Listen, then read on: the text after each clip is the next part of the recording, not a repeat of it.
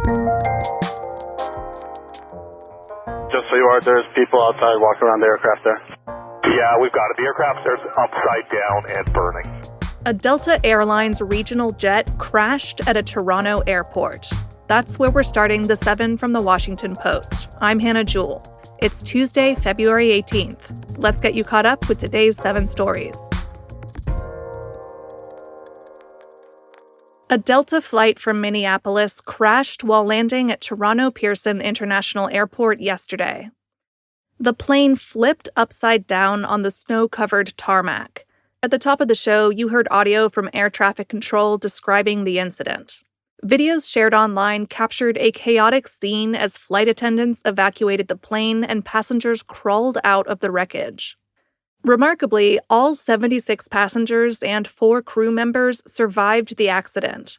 But Delta said that 18 passengers were taken to the hospital with injuries, and 3 of them were critically injured. It's not known why the plane flipped. Toronto Pearson Fire Chief Todd Akin spoke to the press yesterday about conditions at the airport at the time of the crash. This is an active investigation. It's very early on. It's really important that we do not speculate. What we can say is the runway was dry and there was no crosswind conditions. This incident comes at a time of heightened security of flight safety, following a mid-air collision near a D.C. airport last month. The Trump administration said this weekend that a team from Elon Musk's SpaceX company would help envision ways to overhaul the nation's aging air traffic control systems. The acting head of Social Security quit after clashing with Elon Musk's DOGE team. That's number 2. Michelle King spent several decades at the agency before being named its acting commissioner last month. But she left her position on Sunday after the U.S. DOGE service led by Musk tried to access sensitive government records. The Social Security Administration manages pension payments for more than 70 million American seniors. It also manages significant troves of personal data. It's not clear exactly what Musk's team wanted. This is just the latest attempt by DOGE to access records that are typically closely held across the federal government. On Sunday, the Post reported that DOGE is also seeking access to personal taxpayer data. Trump administration officials argue that its political appointees should be able to access this kind of data. But it's led to a backlash. Yesterday, thousands of people gathered in Washington, D.C. to protest Musk's role in the government. Here's one protester, Sarah Erdrich. I really wish that Congress would actually do their job, as people are chanting, and do something about the fact that this is an unelected citizen who has all this power of the government. He doesn't know what he's doing. He has no experience working in government. He shouldn't be doing any of this. And the fact that Trump is allowing this or encouraging this is terrifying. Musk's team has spearheaded sweeping job cuts across the federal government in recent days. Number 3. Top U.S. and Russian officials are meeting in Saudi Arabia. Secretary of State Marco Rubio and other top diplomats will take part in high-stakes talks today.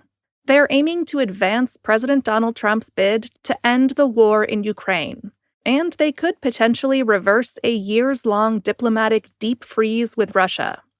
It's the first such high-level U.S.-Russian encounter since President Vladimir Putin's 2022 invasion of Ukraine. It's expected to lay the groundwork for a potential summit between Trump and Putin. Representatives from Ukraine will not attend the talks. Ukrainian President Volodymyr Zelensky spoke on Saturday in Germany at the Munich Security Conference. Ukraine will never accept deals made behind our backs without our involvement. European leaders have also been sidelined. They convened yesterday in Paris to discuss how they would support a potential peace deal in Ukraine, including with deployments of troops from European nations.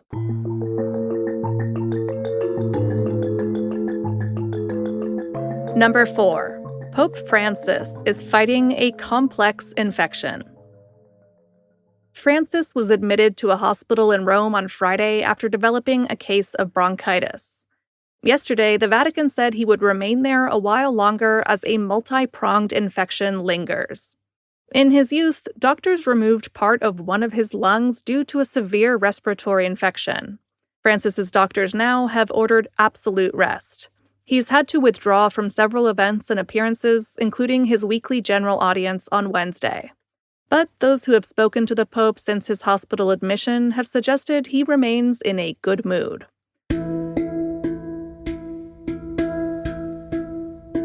Number 5. Mexico threatened to sue Google over its Gulf of America name change.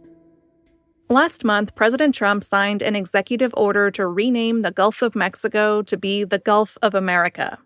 And earlier this month, Google responded by changing the name of the body of water for American users. People in Mexico still see the original name, and international users see both versions. But Mexico is not happy with the changes. On Monday, President Claudia Sheinbaum pointed out that much of the body of water lies outside U.S. maritime borders, in regions controlled by Mexico and Cuba. So Mexico has asked Google to fully restore the name Gulf of Mexico to its map service for areas outside U.S. territory. If that doesn't happen, Mexico said it would consider taking Google to court. The latest winter storm will bring snow to the plains and beyond. That's number 6. A few days ago, I told you about the polar vortex. That's a swirling mass of freezing air typically found near the North Pole. This week, part of it is moving into central and eastern states, bringing freezing temperatures to millions. It's also helping fuel a winter storm. As the frigid air meets warm, moist air from the Gulf of Mexico, also known as the Gulf of America, a wave of precipitation will form and track from the plains to the mid-Atlantic from today through Thursday. A 1,500-mile corridor from Kansas to Virginia will be hit with heavy snow and ice. Among the states expecting the most snow are northern Oklahoma, southern Missouri, Kentucky, and Tennessee. But there might be an end in sight from the cold weather. Much milder air will begin flowing into the plains this weekend, and this warmer air will flow eastward throughout next week.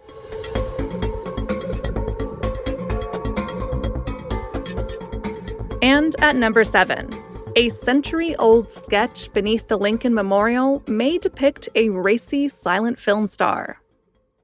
45 feet below the sculpture of Abraham Lincoln in Washington, D.C., graffiti left by workers who built the monument is a window to another time. One sketch shows a very glamorous-looking woman in profile, smoking a cigarette. Beside her face, the word "vamp" is written in a flowery script. The Park Service has a theory that it may be Theda Bara. She was a scandalous star of the silent film era who popularized the image of the vamp who leads good men astray. She had her breakthrough role in 1915, the same year they were finishing pouring the foundational pillars for the memorial. So she was probably sketched by a lovesick laborer using a carpenter's pencil. The space under the memorial is set to open as a new visitor center next year. You won't be able to visit the part where the graffiti is, but at least you can get a little closer to the scandalous Theda.